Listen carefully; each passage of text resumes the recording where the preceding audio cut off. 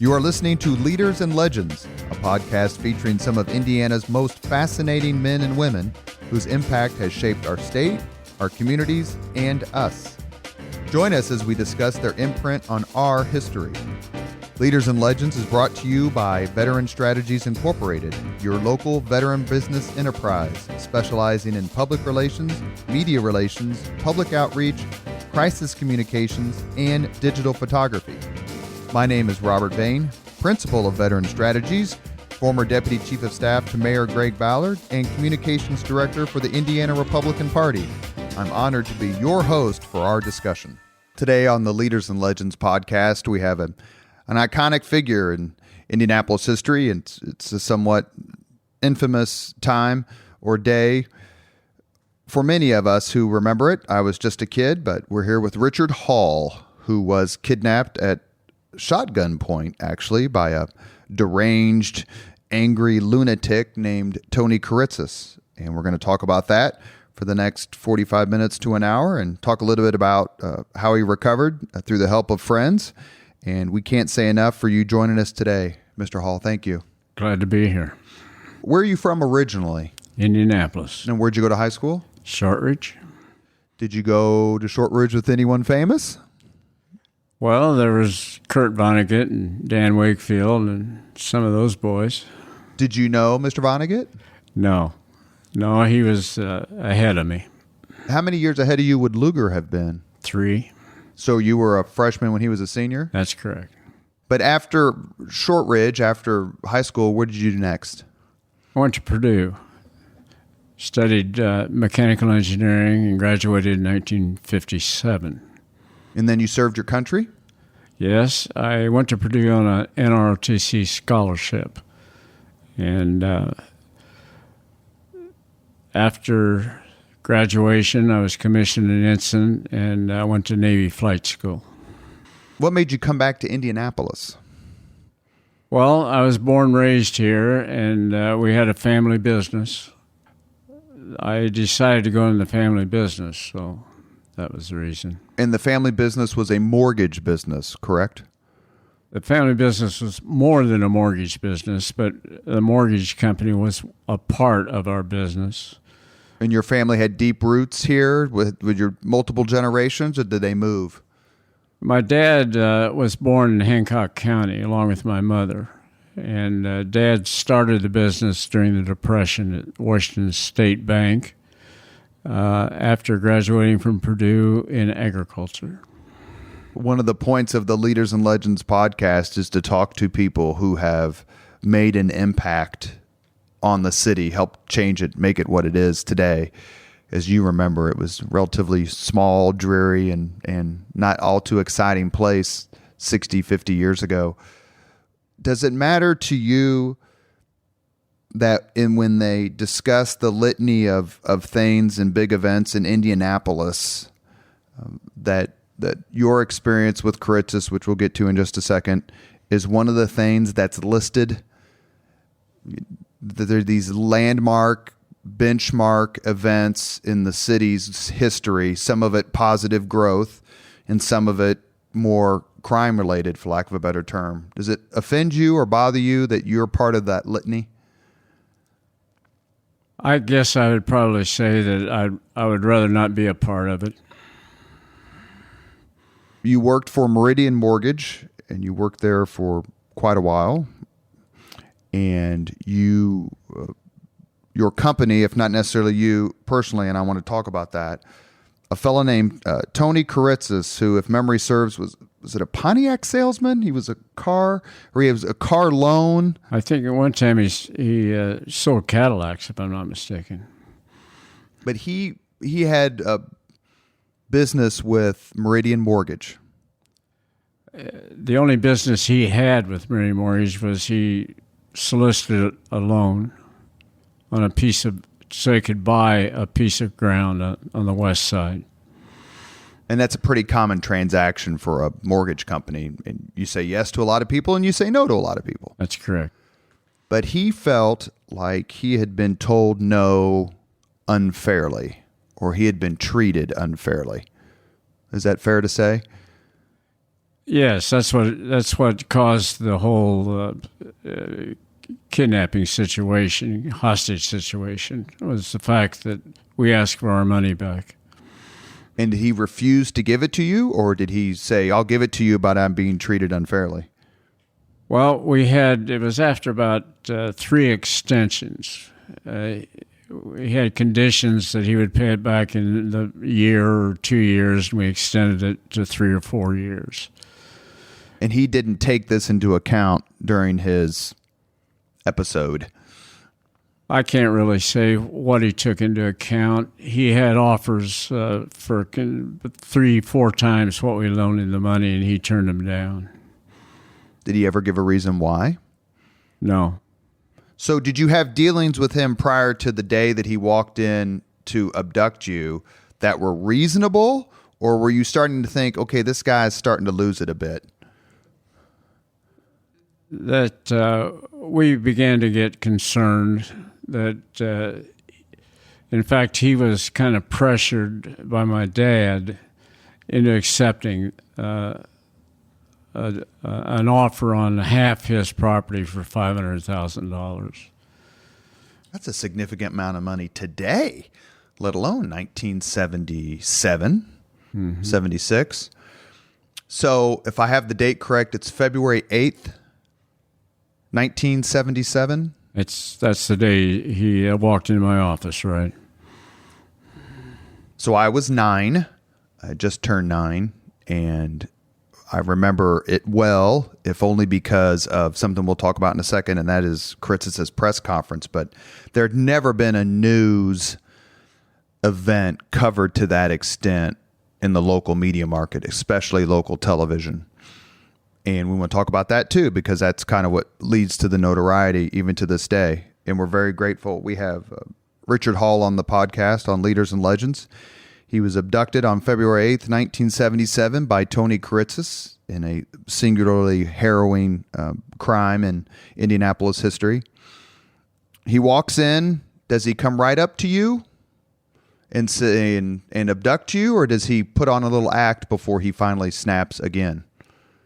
No, he was waiting for me in the lobby, and he was sitting with his arm in a sling, and he had mercurochrome all over his hand, and he was carrying a box, like a Ayers garment bag or box, and he had made an appointment, so I expected him to be there, and so it was, and then we went from there into my dad's office.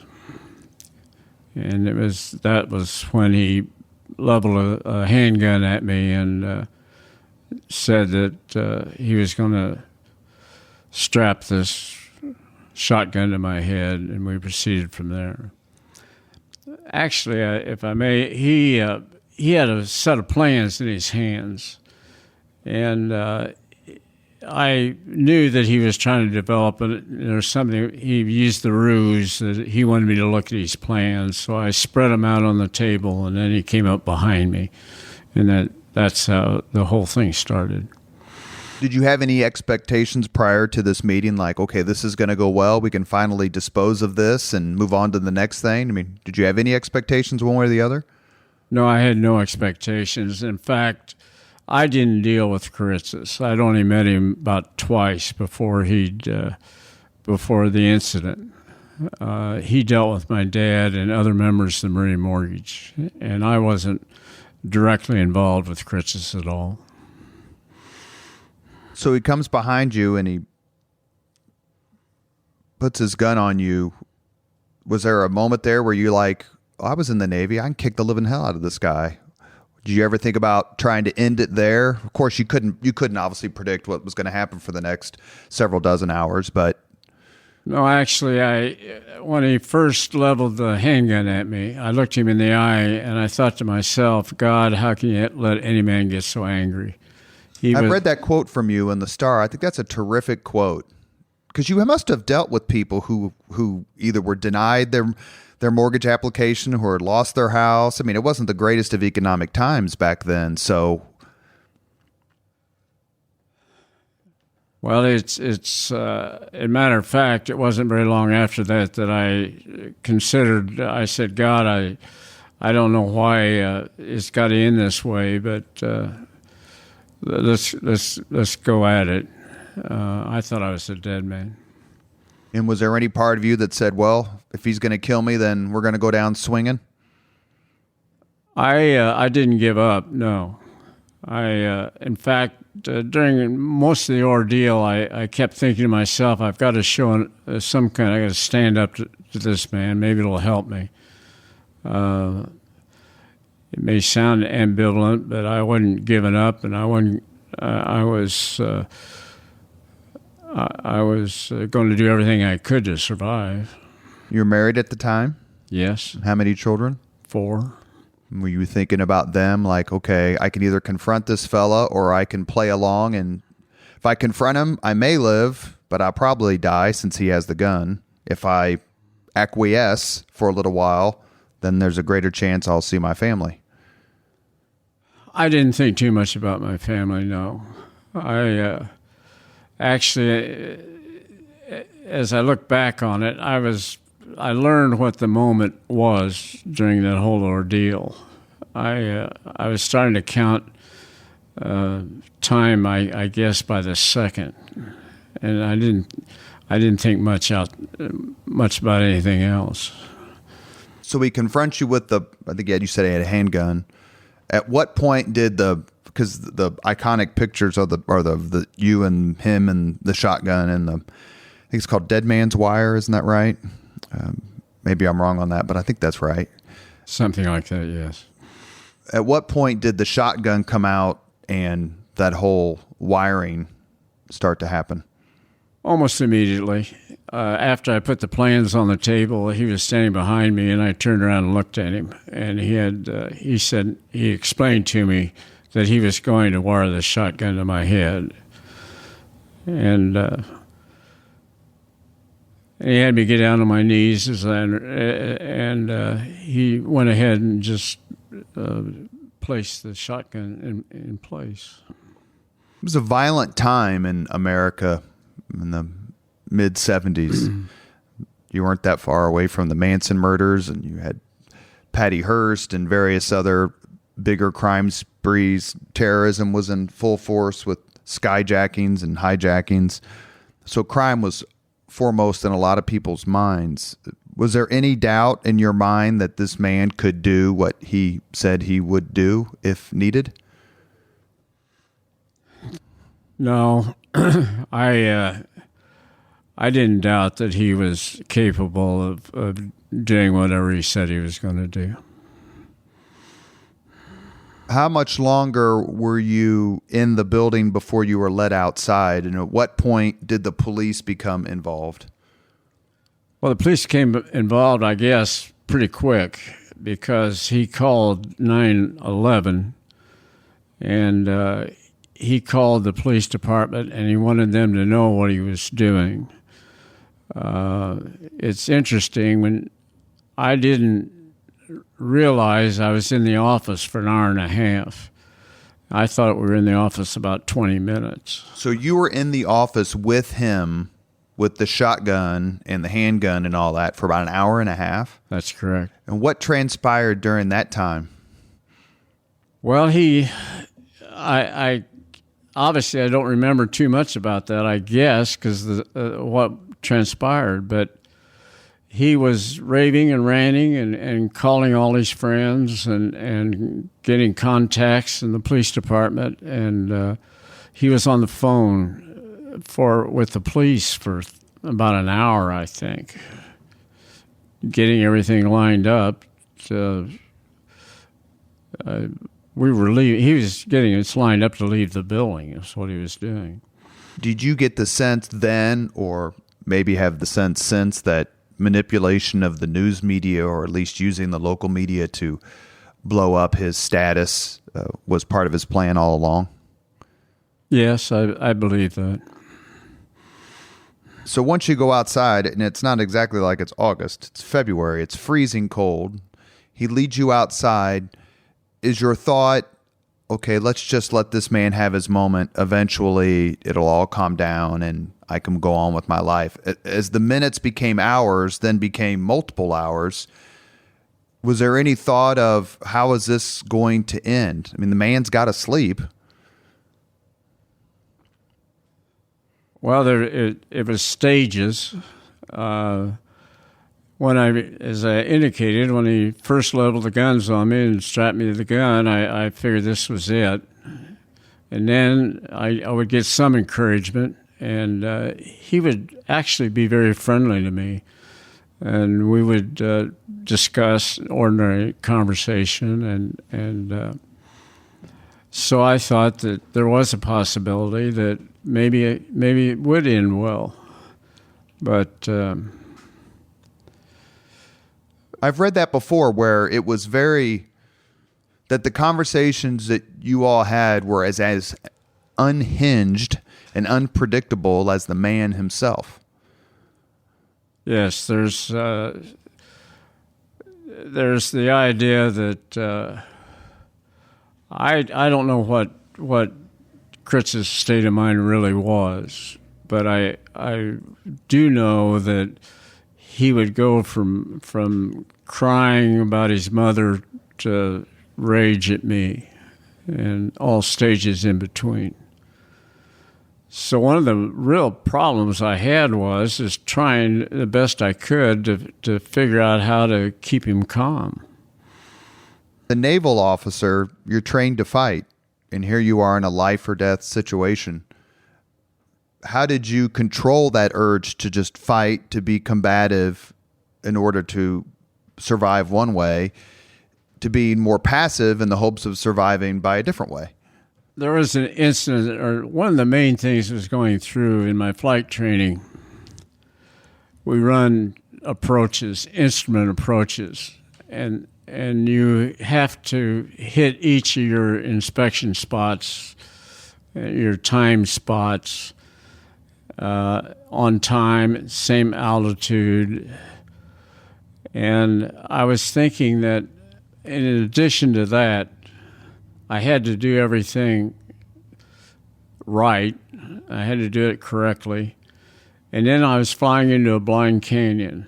And I for some reason, it kept going through my mind, I got to keep this thing on course. I got to keep it so it'll land, and then I may survive. And they call it a box canyon, or mm-hmm. And I figured I only got one chance. And so I got kind of wrapped up with the idea that if I do everything right, then I may survive. Was it hard to know what right actually was? Yeah, it still is. Point taken. After you spend about an hour and a half inside, he leads you outside on a very cold day, and you look at the photographs from that day and that time period, that event, and the cops are all in their kind of Russian-style hats, and everyone's got coats on, and everyone's all bundled up, and there's Kiritsis in short sleeves, and you're just in a regular Oxford shirt, as I recall. What was that like, just surviving that element? Well, when I left the office and walked down Washington Street, I made a comment to Kiritsis I was colder than all get out. And I made that comment to him 2 or 3 times. I don't know what I expected him to do, but I had a real recognition it was a cold day. And did it matter to you that the day not only was cold, but you were being paraded outside in front of your fellow citizens, almost like an animal? And were you embarrassed? Were you equally parts frightened? Was it tough for you to endure having the public look at you paraded around like that? You know, that's interesting because he berated people around him. He berated a female officer tremendously. He berated a minister I never thought about myself. I never really thought that I guess I had the idea that he shouldn't be doing this, but that's about as far as I went. How long did you spend outside in general? Do you remember? No, we walked about 5 blocks and got in the police car, and then we went to the apartment. So you went to his apartment. Is that correct? Right. How would you rate the performance of the police during the entire event? Oh, I'd say it was exceptional. I had no, I had a real thought that they were really there to help me, and in fact, I kind of, I've always had that thought that they were something of extraordinary. They used restraint many times, and I appreciated that. Did you ever just take the shot? Just try it. I'm going to die anyway, so maybe this be my only chance. Sure. I had a real episode I like to talk about, actually. He laid a handgun. I sat in a chair for some of the time. He laid a handgun on the table beside me. And I had my hands handcuffed together in front of me. And he'd leave at the living room to go in the kitchen from time to time. And I kept thinking I could grab that gun, and when he came back, I'd shoot him. But I had trouble manipulating the gun, I thought, with my hands together. I thought that might give me a little trouble. But then I got my own definition of reasonable doubt was, how do I know that gun is loaded?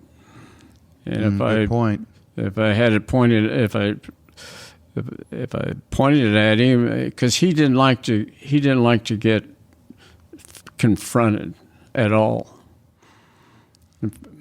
You said he left to go to another room. So where's the shotgun and the wire was long enough that he could go from room to room? No, I didn't. The gun was not wired to my neck the entire time.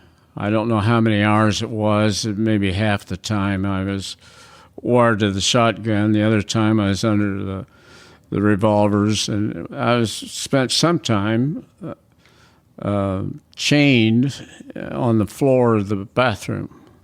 I suppose that's when he rested, I guess, out in the living room. Like one of the old claw tubs, cast iron claw tubs? He just changed you to that? That's a bathroom. It was just the half bath. There was just a stool there, I remember, and sure. And he had me curled around that on the floor. It wasn't too large a bathroom, and he said, "Don't make any noise. If you make any noise, I'm going to do you in." And I kind of joke about it from time to time. If you just stay chained without the chain making a noise is kind of tough. On porcelain, maybe? Yeah. During the time that you were abducted, how many total hours? 90 something? 63. 63? 63, excuse me. Did you ever get a chance to talk to your family? To your wife? Yep. I talked to my dad on the phone. I talked to my wife on the phone. And I guess those are the only 2 family members I talked with. One of the first calls he made, and I think Kiritsis instigated this, and that was to my father down in Florida. He was in Fort Lauderdale. And I called my dad, and I was talking with him, and I was trying to convince Dad that Kiritsis was of a mind that we had harmed him, we had hurt him, and that we owed Kiritsis something, and obviously this was a lie, but I thought it might appease Kiritsis a little, and this was in his apartment. Yeah, and Kiritsis overheard my dad say very clearly, "Well, we didn't do anything wrong." And I thought, Dad, I wish you wouldn't have said that. I mean, I guess it's funny now, but damn. So what was Kiritsis' response? Well, he said, I'm never going to let anybody talk on this phone without my monitoring it, and he got all very upset about it. Did your father ever offer at all to like, okay, Tony, we'll give you what you want. We're sorry. I mean, do you get the sense he didn't grasp how serious it was? I mean, it is 1977, so it's not exactly, 1977. No internet, no cable. So you think your father may just not have grasped how critical the situation was? I think when I heard my dad say that, I said, that's my dad. He just said what he believed, and he always, I don't, the fact that he knew what the situation was, I'm sure. I've never talked with him about it. I never confronted him with that conversation, actually. I always kind of embarrassed about that he'd think that I felt ill of him or something, but... Didn't affect Father's Day that year? No, we... You got a card? We had 4 or 5 months, yeah. How did he react? Did you ask to speak to your wife? I think that call was initiated by Kiritsis. I'll have to think. I probably never will know. But I talked to her at home, and I told her, I said, I love you, and I love the kids, and be sure that the kids are aware of that. And I said, Kiritsis is really a good-hearted guy. And again, that's obviously I was trying to appease Kiritsis, I guess. And he grabbed the phone, and he said, don't you believe that? I'm a black-hearted guy. And he wanted to always make sure that everybody knew what he was capable of. He wanted people to believe that he had it within him to pull that trigger. I believe that's true. How did you guys coexist together? He comes in to the mortgage building. You're there about an hour and a half with him at gunpoint. He takes you outside. You're outside for however long. And then you get into a police car. He commandeers a police car that's running, drives to his apartment. He lived on the west side. Is that correct? Yes.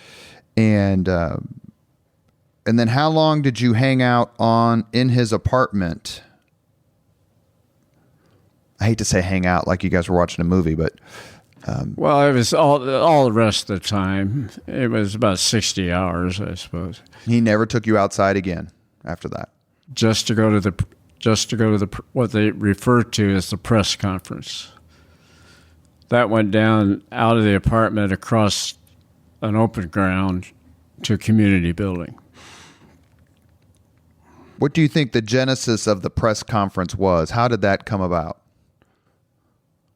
Kiritsis wanted the world to know that he'd been worked over.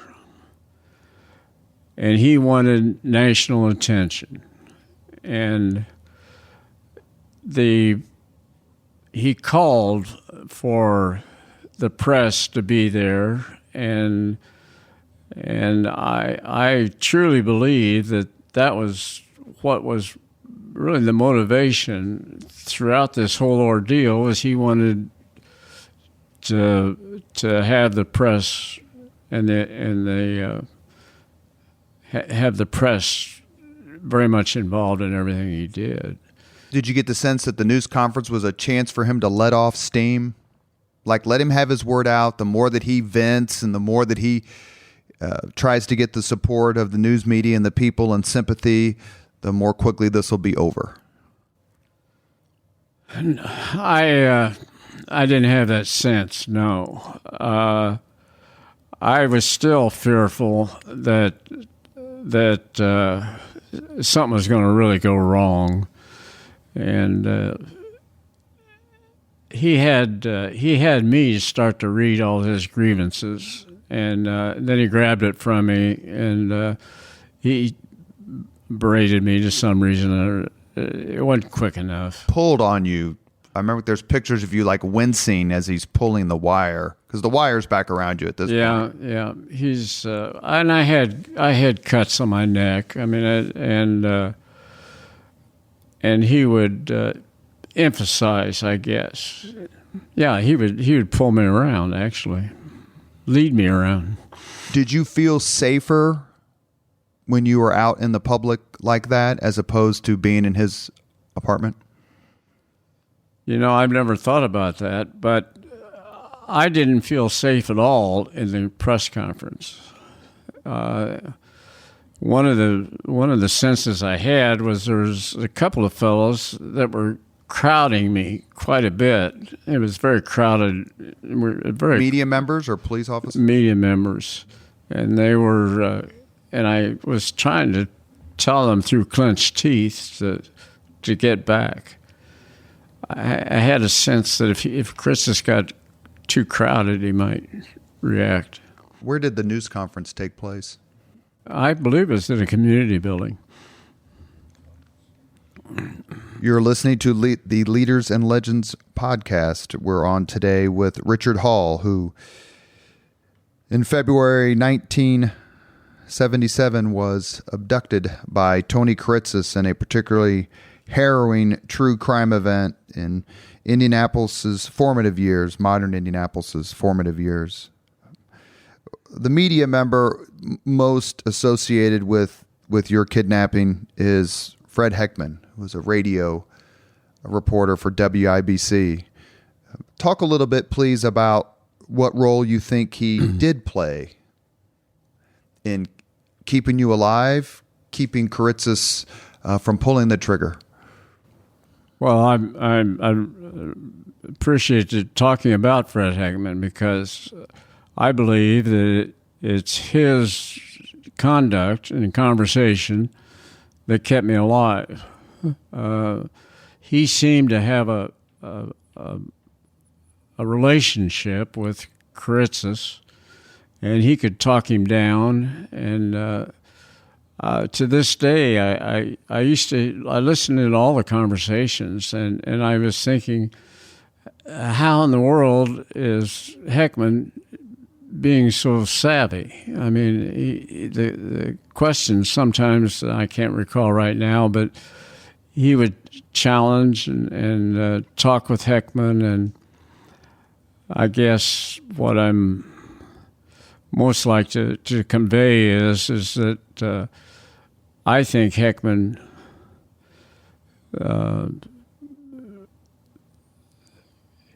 he made it possible to keep Kiritsis somewhat at bay. And how exactly did he do that? Like, Tony, we get it. You were screwed over by the system. Tony, you're a better man than this. I mean, was it cajoling? Was it praising? Was it sort of kind of like empathy? What do you think his technique was that was so successful? Well, I would say that Kiritsis had a lot of trust, for whatever reason, in Fred Heckman. And it's never been established that they had a prior relationship. I've never read that. Maybe no, I never did either. But and they would set times when they would talk, and it was almost, now that I'm thinking about it somewhat, that Heckman was kind of like a father figure to Kiritsis.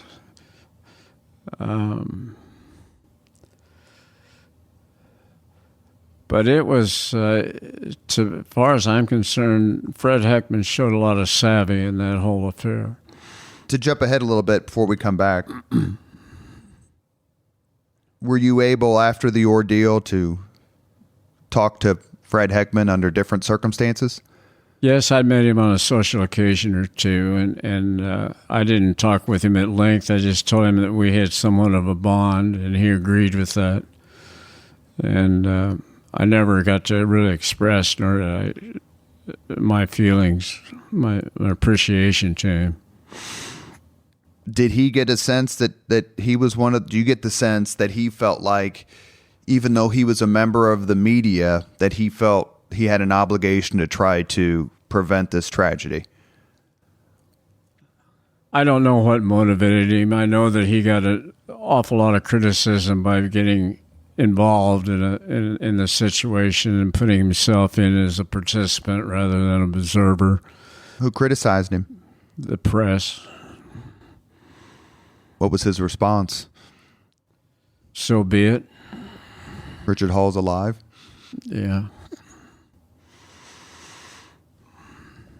After the news conference is finished, how much longer did you have in Kiritsis' clutches?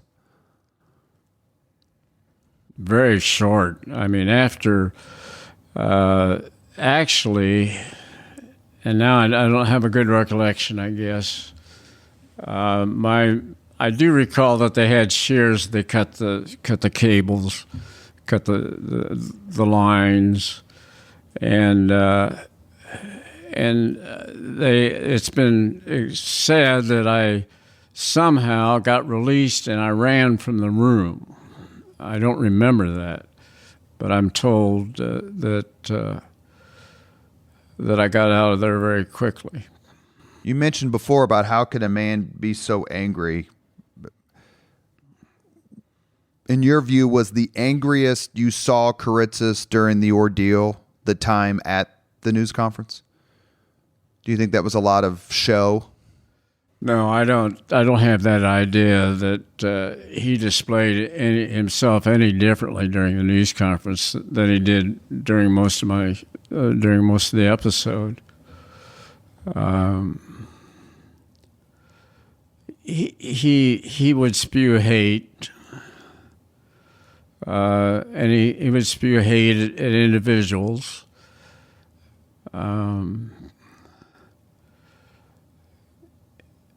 And he also made a comment, of course, that the only part that I do remember is he said, "I'm a GD national hero."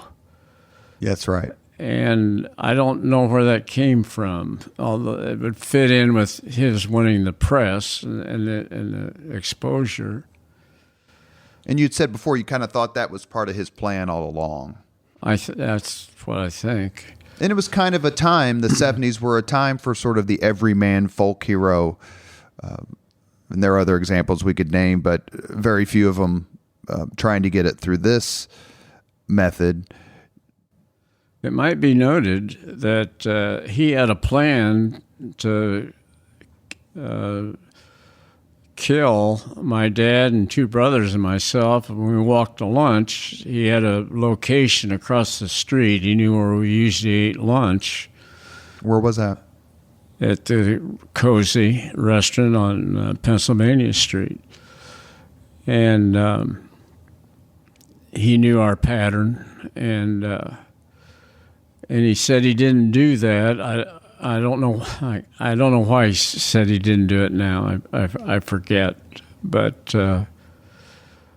I think about that. I've thought about that from time to time. It's part of his, what was going through his mind, his attitude, his motivation. What do you think made him give up after 60 some hours? Well, he got the promise of immunity. The local government said that they wouldn't. There was about 4 or 5 articles of immunity that he was granted. One of which we gave him a $5 million note, and he. I believe he felt that was all true. So they offered Kiritsis all this stuff to get you freed. Would you have basically offered anything? Like, whatever it takes to get me out of this man's way, just do it, and then we'll worry about it later. Yeah, that was our general attitude. Whether it was admitting to the wrongs that we supposedly did him, to give him the money, The immunity idea was one of the, they talk about the Stockholm syndrome, which I've tried to think about a little bit after this. And after 63 hours, you start. But he said, Dick, they're giving me immunity. And I knew that. And he says, the state has agreed to this, agreed to that. And it's good. And I said, well, Tony, you got state immunity, but what about federal immunity? You negotiated against yourself? Yes. Yeah, that's Stockholm syndrome-esque. Did he go, I hadn't thought of that? Yeah, that's what he said. He said, oh my gosh, and he called some of the lawyers and he brought the issue up, and it finally died. I think they finally convinced him that there was some situation where the food and lodgings at the Kiritsis Arms were just so good you didn't want to go. Mr. Hall, that's actually pretty funny. Good for you. Well, I guess it just proves you're an honest man. So, talk a little bit, please, about the moment of your release. Well, the first thing I remember about it is laying in a gurney. They provided a gurney. They put me on a gurney, and an FBI agent came up to me, Mulvaney, I think was his name. He was the negotiator, and I also think that he contributed quite a bit to getting an ease on this situation. And for some reason, I appreciated him coming up, and he introduced himself and said who he was, and that was the last I've ever seen of him. But he played a big part. And from there, I went to the hospital, and they gave me an exam, all kinds of exams, and I don't know whether it's a criminal procedure, that's what they go through. And then I went home, and I don't recall too much. I know Mara Hudnut was in the hospital room, and I don't know if my wife was. I just I'm a complete blank. And the first thing I remember was being home in my breakfast nook.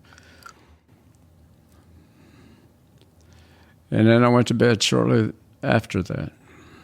But when you were actually released, cut loose, did the police come through the door and say, did Kiritsis say, okay, Dick, it's over, they're giving me what I want, so I'm going to let you go? Did you know that the release was coming, or did it happen suddenly? Oh, I didn't know it was coming, no. I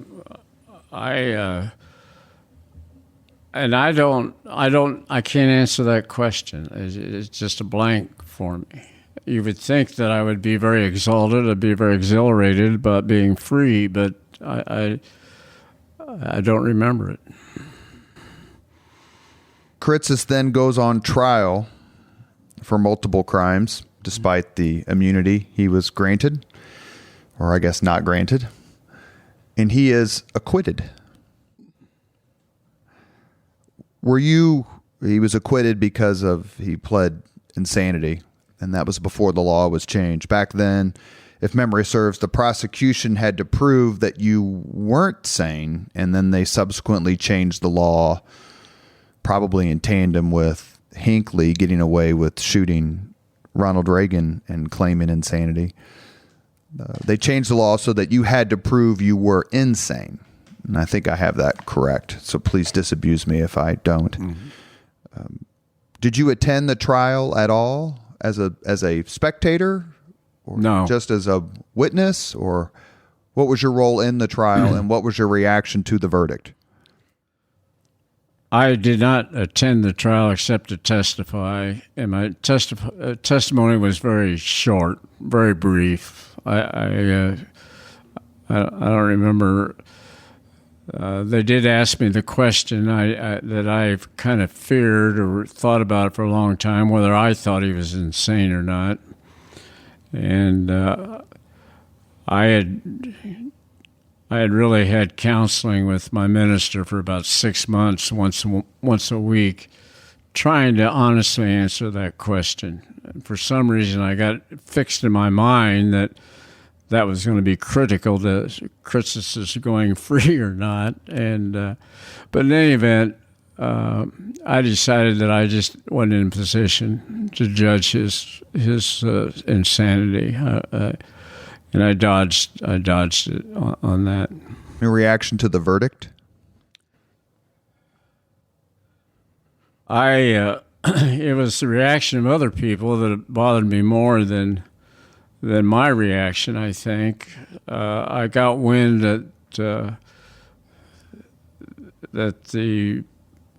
there was a Pacer game, I guess, and about 80% of the crowd cheered when they said Kiritsis was found not guilty.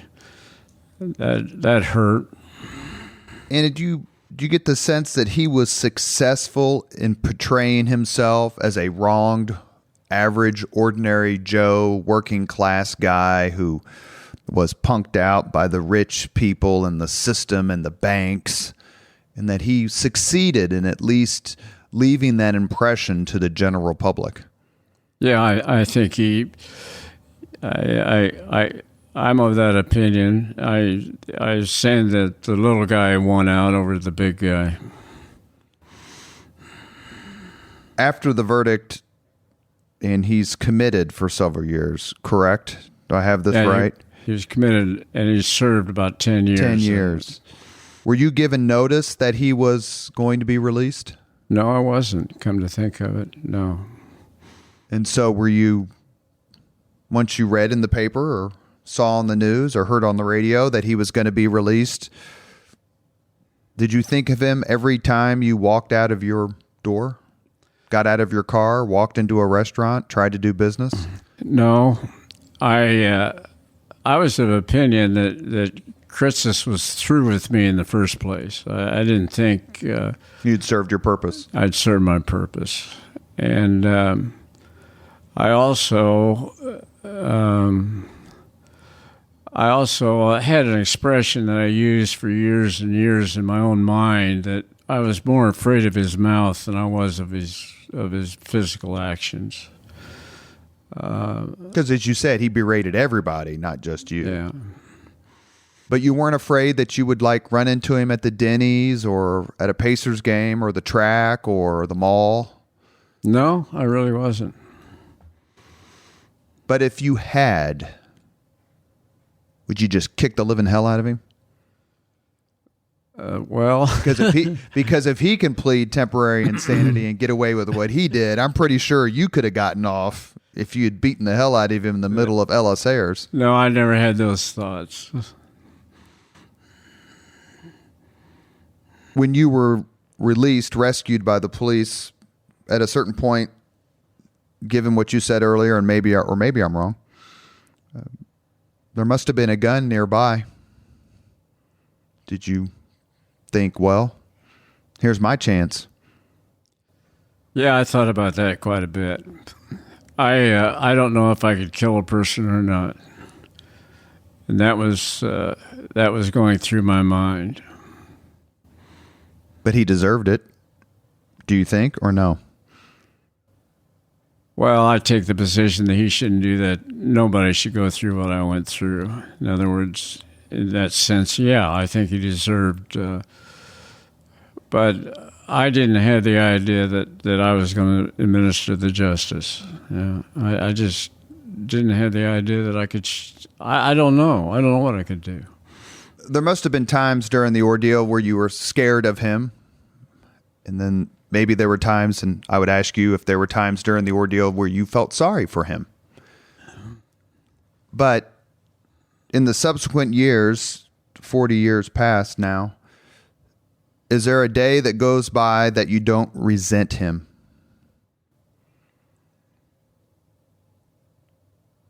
Well, I've been asked the question, I think it's related, have I forgiven him? And I kind of dodged that a little bit. I used the old expression that maybe I forgive what he did. I'll never. what do? You forgive the man, you don't forgive the action. And I've felt many times that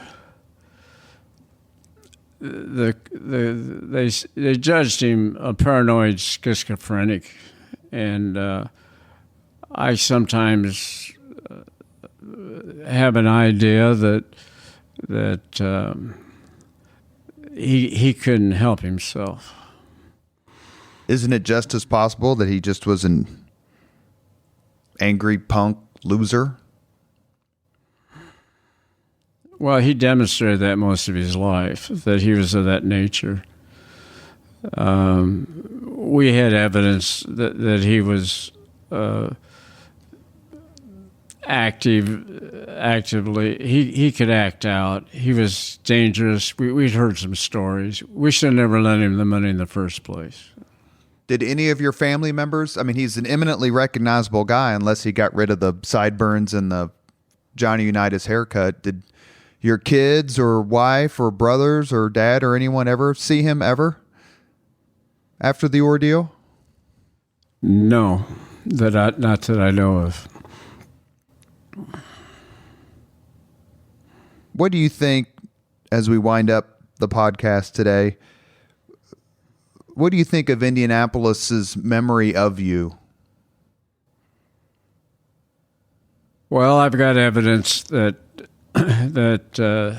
they say you can't win all the people all the time or something. There's a lot of folks that still think that we screwed him over, and that bothers me. But people get punked out on mortgages and loans all the time, and they don't pull out a shotgun and parade someone and kidnap them for 60 hours. So they're not. Are they arguing for real that, okay, maybe the scales didn't fall in his favor this time? They're certainly not justifying his actions, are there? Despite the cheers of the Pacers crowd that night. Well, I'm not.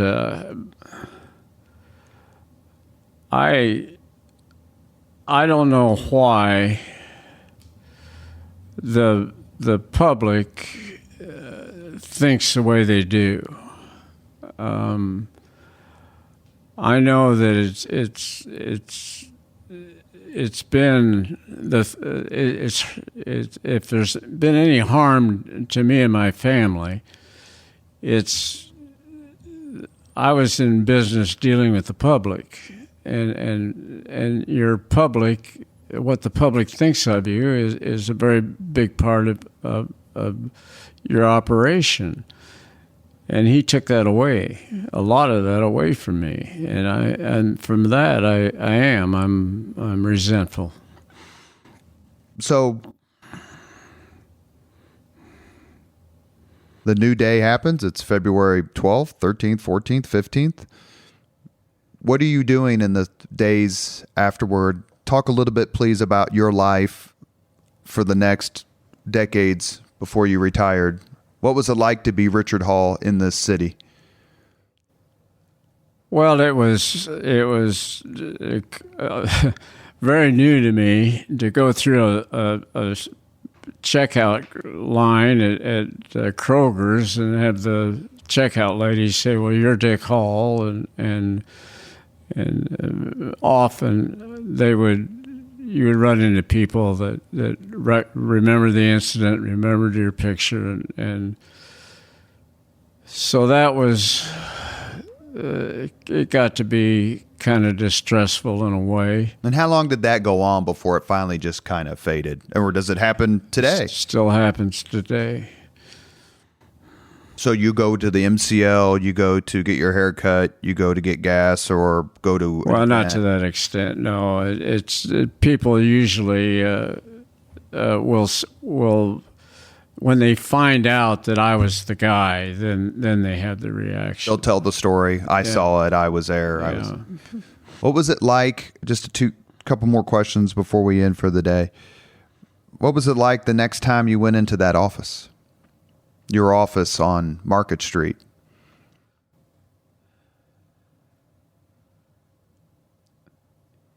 You know, there wasn't that much difference. I think that everybody kind of went their own way, and we did have some of our management got together, and we had some decision making at that time, and had to confront the whole situation. But as far as the people in the office, there wasn't that much discussion.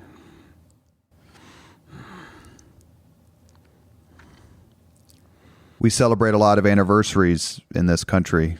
We're a very history-minded people. And every year, the same day rolls around, February 8th. What's that day like for you every year? I recognize the date.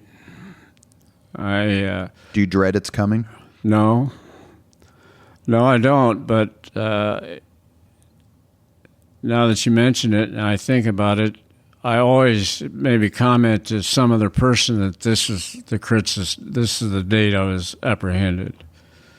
I have to admit that there isn't a February 8th that goes by probably that I haven't recognized that date. Before we leave the podcast, if you'd like to take a second and talk about your book, because I don't want to forget that. That's available on Amazon, and it's also at kiritsisatme.com. Go right ahead. Well, we did finally write the book. People have asked me after 40 years, why'd you write it? And actually, one of the reasons is one of my sons said, "Dad, I don't want people to think that you're a wimp.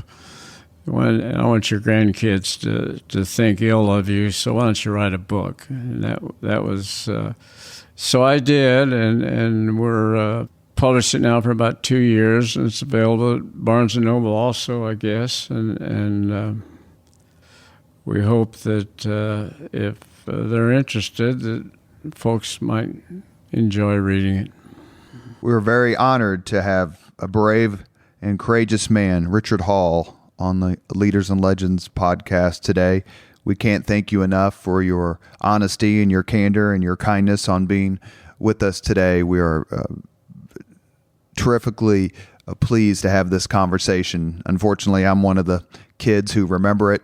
I was very young, and I'm very grateful for you to come share that story, this piece of Indianapolis history that's infamous and harrowing, but yet here you are with a smile on your face a lot during the podcast and a great sense of humor. And well, we enjoyed having you on today. Thank you very much, Mr. Hall. Thank you very much for listening to Leaders and Legends, brought to you by Veteran Strategies Incorporated. If you want to contact us about this program or our menu of public relations services, please send us an email at robert@veteranstrategies.com. That's robert@veteranstrategies.com.